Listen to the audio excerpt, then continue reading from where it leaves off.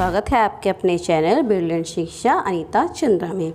Friends, आज हम करेंगे क्लास 9th का chapter number 5 introduction to Euclid geometry, मतलब यूक्लिड की ज्यामिति का परिचय। उससे पहले हम इसमें एक्सरसाइज 5.1 कवर करेंगे। और अगर आप फ्रेंड्स आप हमारे चैनल पर नए हैं तो चैनल को सब्सक्राइब करें, बेल आइकन का बटन प्रेस करें ताकि आपको आगे आने वाली वीडियो की नोटिफिकेशन मिल सके और आप कोई भी वीडियो स्किप ना कर सकें। तो स्टार्ट करते हैं इंट्रोडक्शन से। सबसे पहले देखते हैं हम जो इसमें कवर अप करेंगे। पहले देखते हैं लाइन क्या होती है। लाइन क्या होती है बच्चा? एक ऐसी फ्री लाइन होती है दोनों तरफ से जिसको हम जितना मर्जी आगे तक बढ़ा सकते हैं, ठीक है। देन उसके बाद बात करते हैं किरण। अब किरण या रे क्या होती है जिसको हम वन साइड से बढ़ा सकते हैं और दूसरी साइड से बढ़ा नहीं सकते हैं, ठीक है। नेक्स्ट बात करते हैं सेगमेंट, जिसको बोलते हैं रेखाखंड। अब रेखाखंड क्या होता है जिसको हम दोनों साइड से बढ़ा नहीं सकते, मतलब एक लाइन का एक छोटा सा हिस्सा होता है जिसको हम आगे से बढ़ा नहीं सकते, ठीक है।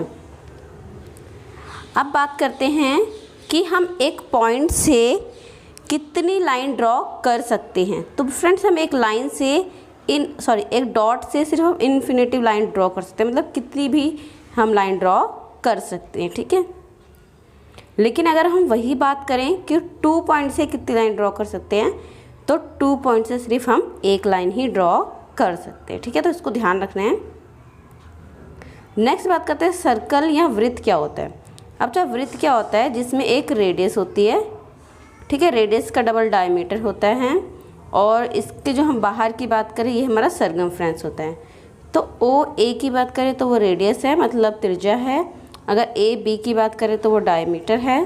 और सरकमफ्रेंस इसका क्या होता है, बाहर का एरिया 2 पाई आर, क्या होता है 2 पाई आर। और वहीं अगर एरिया की बात करें तो पाई आर स्क्वायर। अब बात करते हैं पार्ट ऑफ सर्कल। तो बच्चों, पार्ट ऑफ सर्कल मतलब सर्कल जो वृत्त है उसके कितने भाग होते हैं, एक अंदर का, एक बाहर और एक सर्कल के ऊपर। तो इस तरह इसके पार्ट होते हैं 3, ठीक है। तो याद रखना है कि सर्कल के कितने पार्ट होते हैं, 3। अब बात करते हैं पैरेलल लाइंस या समांतर रेखाएं क्या होती हैं। तो समांतर रेखाएं वो लाइन होती हैं जो आपस में कभी मिलती नहीं हैं, ठीक है। और इनके बीच का जो डिस्टेंस होता है वो क्या होता है, बराबर होता है। वहीं बात करें परपेंडिकुलर लाइन, तो परपेंडिकुलर लाइन क्या होता है जहाँ पे हमारा 90 डिग्री एंगल कवर अप होता है, ठीक है। तो ये तो था हमारा छोटा सा इंट्रोडक्शन। देन इसके बाद हम करते हैं 5.1 का पहला क्वेश्चन, जिसमें देखो क्या बोल रहा है कि which are the following statements true and false, give reason of your answer. मतलब हमें बताना है कि कौन सा सत्य है कौन सा असत्य है, वो भी अपने कारण के साथ, ठीक है। तो देखो क्या बोल रहे हैं। पहला क्वेश्चन है only one line can pass through a single point, कि एक बिंदु से केवल एक ही रेखा खींची जा सकती है। अभी हमने इंट्रोडक्शन में करा था कि अगर एक पॉइंट है तो उससे बहुत सारी लाइन ड्रॉ कर सकते हैं, ठीक है। तो देखो ये गलत है, असत्य है, फॉल्स है, क्योंकि एक बिंदु से होकर विभिन्न दिशाओं में अनेक रेखाएं खींची जा सकती हैं, ठीक है। False, as there are infinitive number line then pass through the one point, ठीक है। नेक्स्ट बात करें there are an infinitive number of line which pass through 2 distant point, मतलब 2 पॉइंट से बहुत सारी रेखा खींची जा सकती है। तो ये भी गलत है, 2 लाइन से सिर्फ एक ही लाइन खींची जा सकती है, ठीक है, 2 पॉइंट से। तो क्योंकि दिए हुए 2 विभिन्न बिंदु से होकर केवल आदित्य रेखाएं ही खींची जा सकती हैं, मतलब आदित्य का मतलब केवल एक, ठीक है। इंग्लिश में because one and only one line can be draw through 2 point, ठीक है, मतलब 2 पॉइंट से सिर्फ हम एक लाइन ही ड्रॉ कर सकते हैं। अगला बोल रहे हैं a terminating line can produce infinitely on both side. तो टर्मिनेटिंग लाइन क्या होती है, शांत रेखा को हम जितना मर्जी बढ़ा सकते हैं। ये शांत रेखा है, इसको हम कितना भी आगे बढ़ा सकते हैं, ठीक है। तो ये सत्य है, ठीक है। Because a terminating line can produce both side the side infinitive, ठीक है। अगला बोल रहे हैं if 2 circle are equal then radius are equal. अब बोल रहे हैं यदि 2 वृत्त बराबर हैं तो उनकी त्रिज्याएं बराबर होंगी। बच्चा देखो, अगर हमारे पास 2 सर्कल हैं, ठीक है, और क्या है इनका दो वृत्त बराबर तो उनकी त्रिज्या, अब बराबर का मतलब क्या है कि दोनों का हमारे पास क्या होगा, एरिया बराबर है। जब एरिया बराबर है तो रेडियस भी क्या होंगी, बराबर। तो ये क्या है हमारा ट्रू। ठीक है, लिखा है true if two circle are equal then their radius are also equal. ठीक है फ्रेंड्स, अब क्या बोल रहे हैं, इन फिगर 5.9 AB, देखो आप फिगर दे रखी है हमें, जो AB है वो PQ के बराबर, जो PQ है वो PY के बराबर। तो बोल रहे हैं कि ये हो सकता है, तो यस ये हो सकता है, क्योंकि देखो AB PQ के बराबर और PQ AB के बराबर, तो ये सारी क्या हो गई, आपस में बराबर हो गई। तो लिखना है क्योंकि यूक्लिड की अभिकृत, तो यहाँ पे हम यूक्लिड की 5 अभिधारणाएं करेंगे, पॉस्टुलेट करेंगे 5। ठीक है, तो बाद में बताऊँगी कौन कौन सी हैं वो। तो क्या बोल रहे हैं, उसने क्या कहा था कि एक वस्तु अगर दूसरी के बराबर है तो तीसरी भी उसके बराबर हो गया, अगर कंपेरिजन करने के लिए बोला है तो। ठीक है, तो true according to Euclid and the axiom things which one equal to the same thing are equal to one another, मतलब अगर दो इक्वल हैं और दूसरी तीसरी के बराबर है तो ये तीनों क्या हो जाएंगे, आपस में बराबर। ठीक है,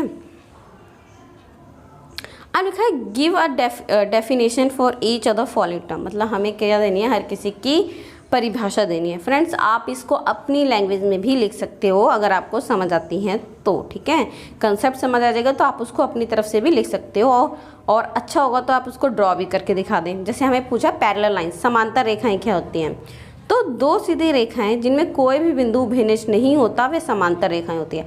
आप इसको ऐसे भी लिख सकते हो कि दो रेखाएं जो आपस में कभी प्रतिच्छेद नहीं करती वो समांतर होती हैं। ठीक है, two lines having no common point are parallel line, मतलब जैसे दो लाइन है और इसमें कोई भी कॉमन पॉइंट नहीं है, तो ये कौन सी लाइन है, हमारी पैरेलल लाइन। इनको आगे आप बना भी सकते हो, ठीक है, ड्रॉ करके। नेक्स्ट बात करते हैं परपेंडिकुलर लाइंस क्या होती हैं। तो दो रेखाएं में से यदि एक रेखा दूसरी रेखा पे 90 डिग्री कोण बनाती है तो लंब रेखाएं होती हैं। ठीक है, two lines which form the angle of with the each of are the perpendicular angle, मतलब एक लाइन है दूसरे पे कितने का एंगल बना रही है, 90 का। ठीक है, तो वो क्या है हमारी परपेंडिकुलर, क्या है हमारी परपेंडिकुलर। नेक्स्ट है लाइन सेगमेंट, देखिए वह सीधी रेखा जिसके दोनों सिरों बिंदु होते हैं रेखाखंड होता है और उसको हम आगे बढ़ा नहीं सकते। आप इतना भी ऐड कर सकते हो कि दो लाइन हैं, उनके जो हमने लाइन खींची वो क्या हमारा रेखाखंड। The line which have and point of the line a segment, ठीक है, जिसके टू एंड पॉइंट होते हैं वो क्या होता है हमारा लाइन सेगमेंट। अब रेडियस ऑफ सर्कल की बात कर रहे हैं कि रेडियस ऑफ सर्कल क्या होता है। तो वृत्त के केंद्र से वृत्त तक खींचा गया रेखाखंड वृत्त की त्रिज्या होती है। मतलब देखो सर्कल है, सर्कल के सेंटर से खींचा गया रेखाखंड, मतलब इसके एक रेखाखंड यहाँ पॉइंट तक खींचा गया तो वो क्या है हमारा रेडियस। ठीक है, तो आप इनको ड्रॉ भी कर देना तो ज़्यादा अच्छा होगा। The line segment from the centre of the circle is radius a circle. ठीक है, अब बात करें स्क्वायर, तो स्क्वायर क्या होते हैं कि ऐसा चतुर्भुज होता है जिसकी सभी भुजाएं बराबर होती हैं, all side are equal, and जो एंगल फॉर्म होता है वो कितना होता है 90 डिग्री, कितना होता है वो 90 डिग्री। ठीक है, तो ये हमारा है स्क्वायर की डेफिनेशन। अब देखो हमारा इसमें क्वेश्चन है if a point C lie between two points A and B such AC BC then proof AC 1/2 AB explain. ठीक है, अब देखो क्या बोल रहे हैं, एक लाइन है हमारे पास A और B, C इसका कोई पॉइंट है और जो AC है वो CB के क्या है बराबर है। तो हमें प्रूफ करना है कि जो AB है, जो AB है वो AC का हाफ है, मतलब इसका क्या है हाफ है। ठीक है, तो डायग्राम से शो करना, देखते क्या बोल रहे हैं। देखो हमारे हिंदी में भी है, यदि दो बिंदु A और B के बीच एक बिंदु C है और AC BC के बराबर है तो सिद्ध करना है कि जो AC है वो 1/2 है AB के। ठीक है, तो देखो ऐसे हमने लाइन ड्रॉ करी A और B, ये A है और ये B है। तो हमें देखो गिवन क्या है कि AC BC के बराबर, हमने लिख लिया। हमें प्रूफ करना है AC जो है वो 1/2 है इस पूरे के हाफ। तो हमने देखा कि अगर मैं AC और CB को जोड़ूंगी तो मेरा AB बनेगा, क्योंकि इन दोनों को मिला के AB बन रहा है तो मैंने यहाँ लिख लिया। ठीक है, देन उसके बाद देखो मेरे को यहाँ AC बोला है तो मैं CB को भी क्या बना लेती हूँ AC, तो मैंने AC और CB को भी बना लिया AC और उसको बना AB। क्यों लिखा मैंने यहाँ पर, क्योंकि दोनों क्या है हमारे बराबर। अगर यहाँ पे BC पूछा होता तो मैं यहाँ पे CB को यहाँ चेंज कर लेती, तो देखो AC के बराबर हो गया बराबर AB, क्योंकि दोनों क्या है हमारे यहाँ से बराबर। अब AC 2 टाइम AC आ गया और ये AB, ये मल्टीप्लाई है जाके डिवाइड। ठीक है, दोबारा देख लो चाहे, हमने लिखा ए सी सी बी दोनों किसको मिला के बन रहा है, ए बी के बराबर है।